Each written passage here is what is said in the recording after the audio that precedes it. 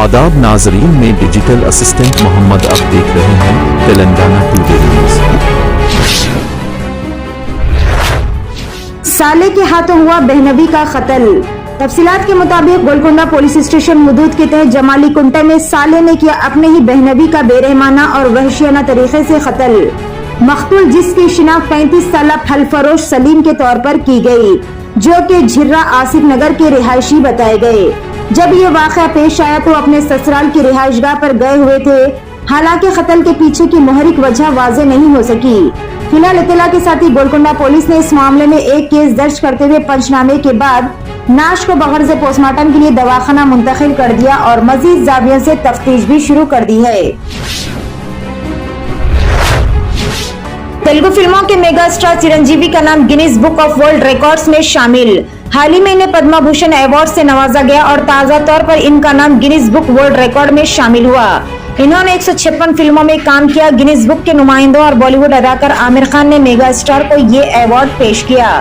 اس موقع پر چرنجیوی نے کہا کہ میرے دوست عامر خان نے صرف ایک فون کال اور دعوت پر اس تقریب میں شرکت کی۔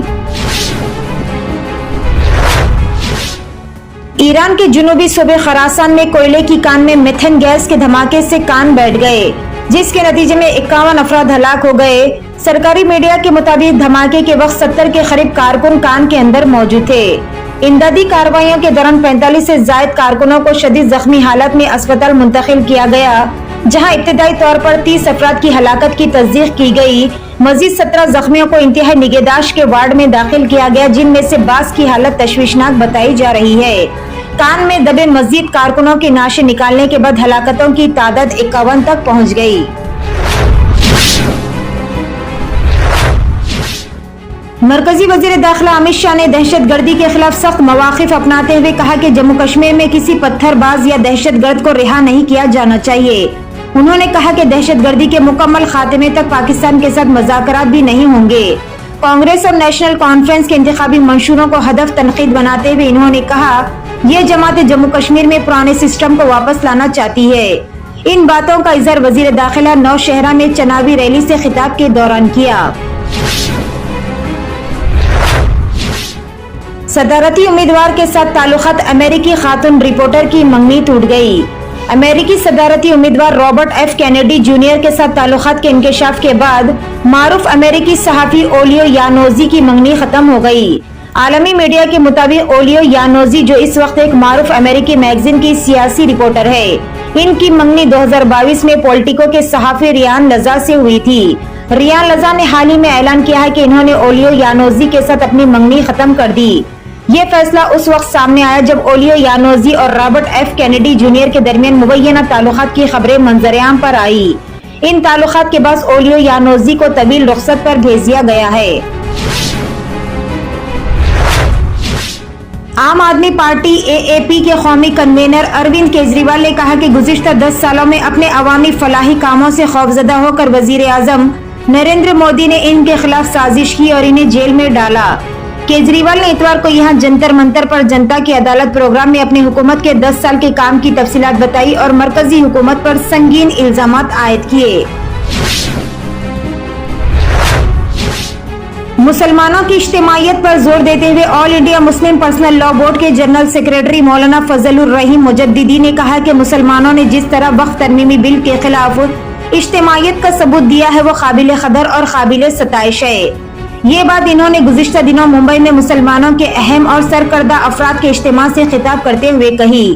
انہوں نے کہا کہ وقف ترمیمی بل کے سلسلے میں جس طرح مسلمانوں نے مساجد کے علماء کرام اور دیگر پیشے سے وابستہ مسلمانوں نے بیداری اور اجتماعیت کا ثبوت پیش کیا وہ قابل قدر اور قابل ستائش ہے اور اسے ہر صورت میں برقرار رکھنے کی ضرورت ہے۔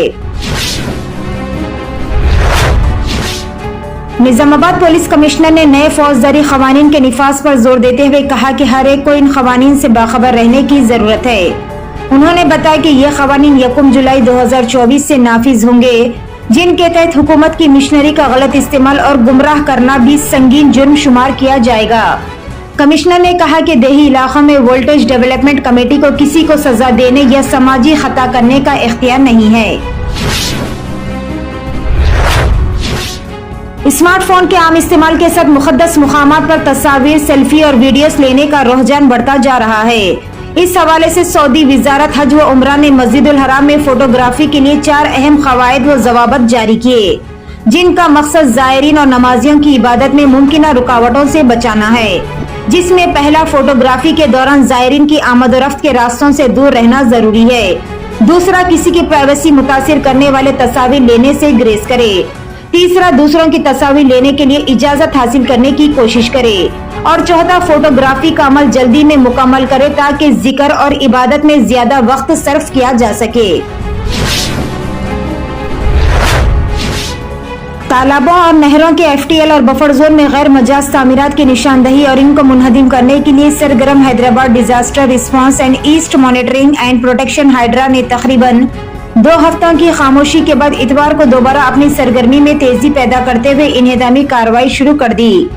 इस इदारे ने शहर हैदराबाद के कुकटपल्ली इलाके में अपना ऑपरेशन शुरू किया। कुकटपल्ली नलाचेरू तालाब के FTL हुदूद में गैर मजाज तामीरात को मुनहदिम कर दिया गया।